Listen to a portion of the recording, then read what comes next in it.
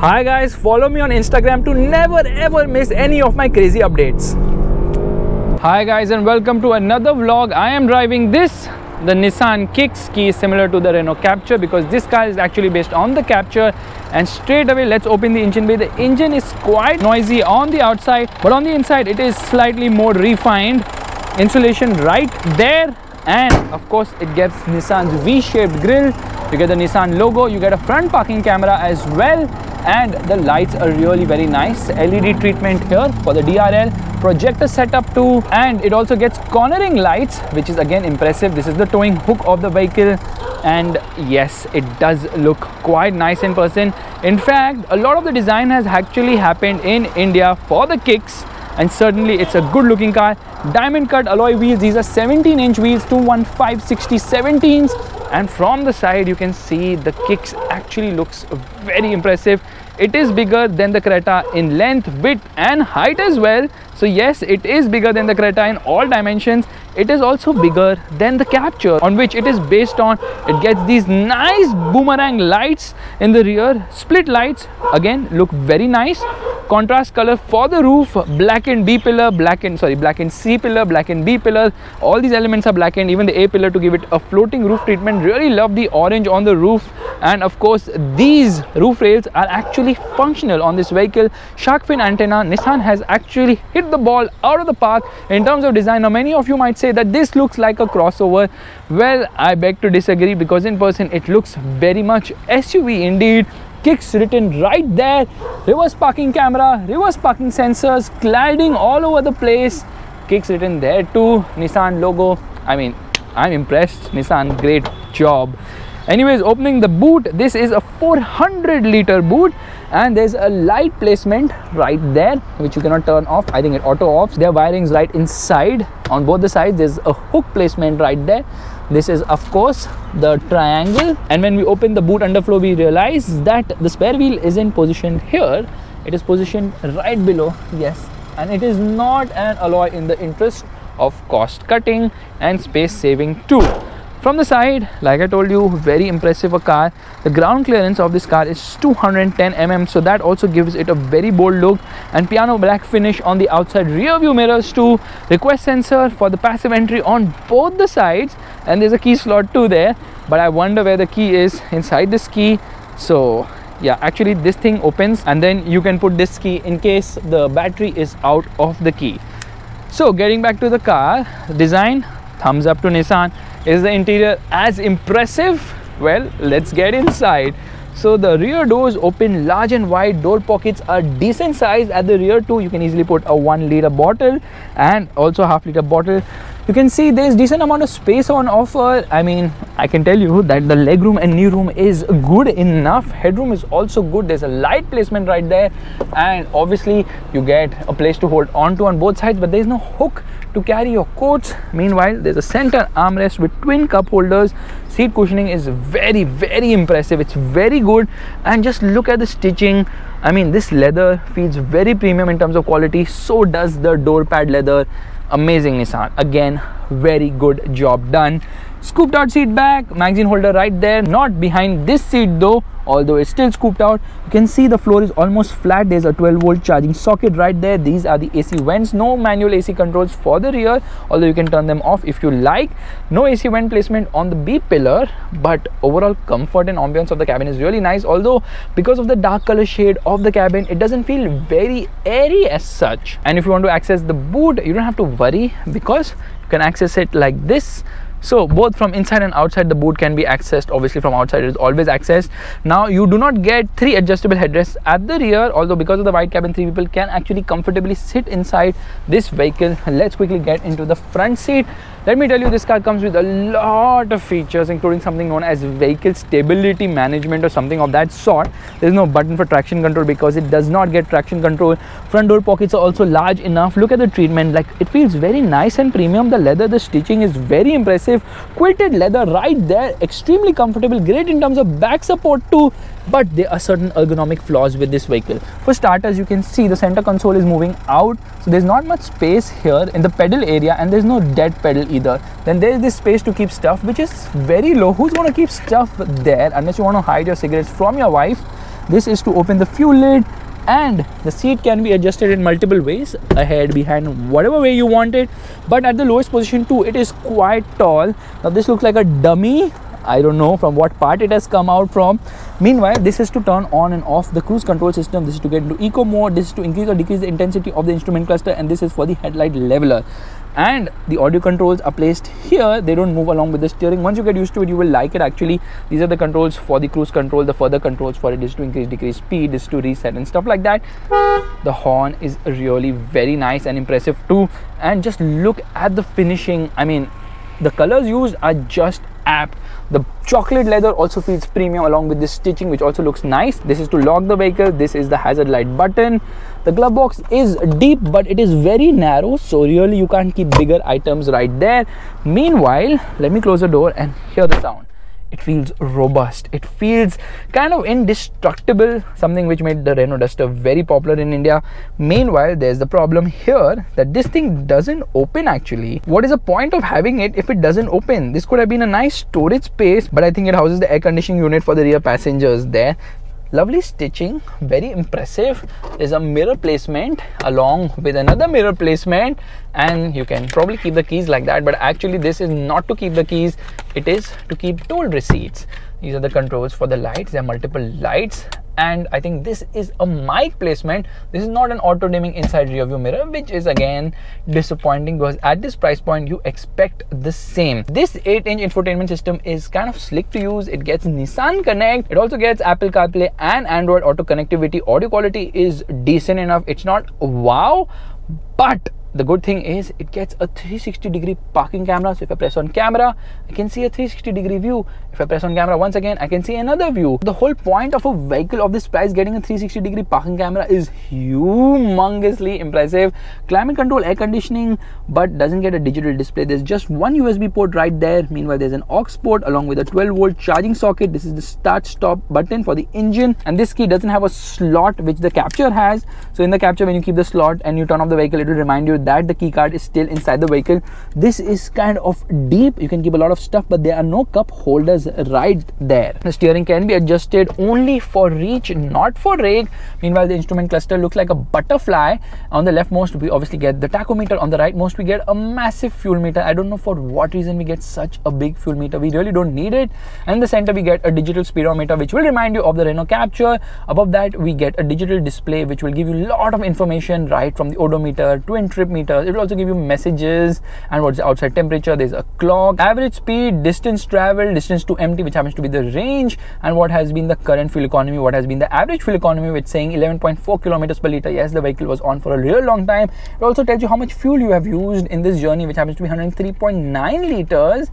So yes, there's decent amount of information on offer. Telltale lights are positioned below. So if I open the door, you can see that red light blinks right there. It gets automatic headlights, it gets automatic wipers. Now let's quickly use the wipers right away, and yes, the wipers are impressive. The spray is also massive. In fact, I think it's putting the spray on the roof too. Let's quickly go and see that. Yes, the car is completely wet from there till almost the rear windscreen. Now let me show you the camera on the side. This is the positioning of the camera for the side, and it gives a good view of what's around, making it easy to maneuver this vehicle into tight spots. So let's quickly get into reverse. You need to lift this up and slot it ahead, and this is the reverse parking camera. It gets adaptive guidelines too. You can see this infotainment system is decent. You can obviously customize it. There's something known as Nissan Connect to get into information. It will tell you system information. You can update the software and stuff like that. But right now we are heading for audio system. Get into Bluetooth audio source and Bluetooth audio connections, and Faisal's iPhone connecting, and there it is, connected already.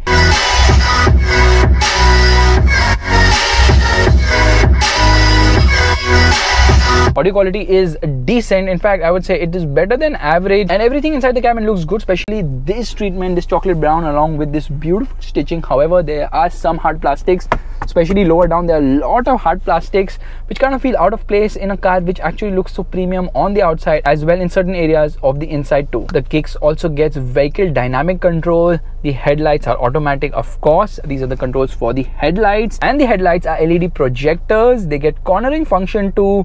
Meanwhile, there are 4 airbags on offer. 6 would have been really nice though. The air conditioning of this car works really well. However, some features are missing, like a sunroof, which should have been there considering its competition offers the same, and a wireless charger would have been welcome too. Every time the Bluetooth system gets disabled, it says Bluetooth has been disconnected by the phone. Do you want to connect another device? No boss, I have only one phone at the moment. Meanwhile, let's use the rear wipers right away. These are the controls for the rear wiper. You can actually decide how much spray you want when you use the wipers. That's also quite impressive on this vehicle. Now let me use the spray. And the rear wiper does work well on this vehicle. And there's a delayed swipe as well. Again, quite nice. Isofix child seat anchors at the rear, and you can obviously fold this seat down completely to increase the boot carrying capacity. Unfortunately, it is a one-piece seat. It's not a 60/40. You know what Nissan should have done? Given it height adjustable seat belts at the front, something which is there on a lot of cars at this price point. Alright, we're all set to go, which means turning off the air conditioning, turning off the hazard lights, locking the vehicle, air conditioning off, no traction control to turn off. First gear, revving the motor, revs till 3000 RPM, and off we go. Little bit of wheel spin and red lines at 5000 RPM, which is quite impressive, but the engine is quite noisy. Yeah, revving till 5000 RPM in each and every gear. 0 to 100 kilometers per hour takes around 12 seconds, and this motor has minor lag lower down, but drivability is good overall. And in terms of comparison with its siblings, especially the Duster as well as the Capture, this engine feels better lower down, having better punch, but it's really the mid-range where it shines between 2000 to 4000 RPM and pulls very strongly. It does rev and makes quite a lot of noise in the top end, but doesn't make much progress in the top end as such. This 1.5 liter diesel motor produces 110 horsepower and 240 Newton meters of torque, which comes in at 1750 RPM, and that's when you realize that there is no lag once you hit 1750 RPM, and the vehicle just takes off with a lot of punch. Overall performance is good. There's good amount of punch for both the city as well as the highway, and this motor has a 6th gear as well for efficient cruising on longer routes. Meanwhile, there's also an eco mode on offer, so if you are the fuel efficient kind, you can just turn it on and done performance. Downshifting to 3rd, and there, you know, the 1st and 2nd gear are really short, so some amount of jerkiness can be felt. If you really punch the motor, try to shift on 2nd to 3rd on full pelt, because that's when you realize, you know, the gear ratios kind of feel mismatched. With a fuel economy of around 13 to 14 kilometers per liter, along with a fuel tank capacity of 50 liters, there's decent amount of range on offer. So overall, engine is good. NVH could have been better. Performance is not frightening though. There's some kick in the pants feel in the mid-range because of the low end lag and the thrusty mid-range, which really puts a smile on your face when you're driving this car. And of course, the gearbox is smooth shifting. Only thing is that in 1st gear of this particular vehicle, I think there's some chewing gum stuck. The clutch is also on the lighter side. Now, this car is underpinned by the Renault Duster's platform, which happens to be the M0 platform, and this is a very robust, tried and tested platform which gives the Kicks excellent dynamics. Firstly, the ride quality is simply brilliant. It is nothing short of phenomenal. Any speed, any road, the Kicks doesn't care a duck about it. It just glides over the worst of roads, absorbing almost everything in its stride. Yeah, some amount of judder on really bad roads, but for the most part, ride quality is just brilliant. And I love the way the Kicks is able to balance both ride as well as handling, because the handling is also very good on this car. It puts all other cars to shame in terms of handling, because the steering offers good amount of feel. It is heavy at parking speeds, and then it gets light, and overall it offers good amount of feel and feedback as well. The body roll is well contained, although there is some amount of roll on offer naturally because the ground clearance is 210 mm. Meanwhile, high-speed stability is okay. It's not great because somehow it tends to waver due to the high ground clearance, although the tires offer great amount of grip, and there is just great amount of balance through the corners. It's very eager to dart into corners somehow, maintains its line very well, and the steering, well, it kind of offers oversensitive feedback sometimes when you hit a bad patch of road and turn the steering around. Overall, I would say that the Kicks is extremely potent and impressive in terms of dynamics, and the brakes also offer sure-footed stopping power. Into 1st gear, revving the motor, and off we go. Now that was a good launch for sure, because the wheels did not spin, no traction control. Well, I don't know really, but it doesn't need. I think front wheel drive cars really don't need traction control, because unless and until you are driving on very slippery roads, well, you really don't need traction control. Also in rear wheel drive, well, you need traction control, because when the rear wheels want to overtake the front wheels, that's when traction control is imperative. Anyways, coming back to the Kicks, the suspension is very well tuned, the engine offers good performance. There's also a petrol engine on offer, which happens to be the 1.5 litre unit, and that is mated to a 5-speed gearbox. I have driven it in the Capture. It is also quite impressive, but unfortunately, surprisingly, shockingly, alarmingly, and any other adjectives I can just put them here, Nissan is not offering an automatic with the Kicks, at least not yet, which is a big omission considering the market is shifting definitely towards automatic transmission cars. So an automatic is solely missed. They already have an AMT unit which is there in the Duster, and it's also a decent unit, although not the fastest with shifts. It would have certainly helped the Kicks case, because people are scouting for automatics, and its chief rival, the Creta, does offer one. Meanwhile, most of the underpinnings are shared with the Capture, and the Capture is also hugely impressive in terms of driving feel as well as the design language, and that's where the Kicks also shines brightly. It's offered in 6 variants, 2 of which happen to be for the petrol, 4 are for the diesel.